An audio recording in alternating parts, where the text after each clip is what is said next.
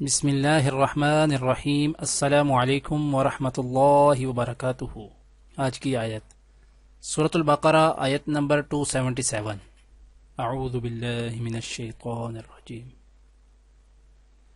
ان الذين آمنوا وعملوا الصالحات واقاموا الصلاة وآتوا الزكاة لهم اجرهم عند ربهم ولا خوف عليهم ولا هم يحزنون۔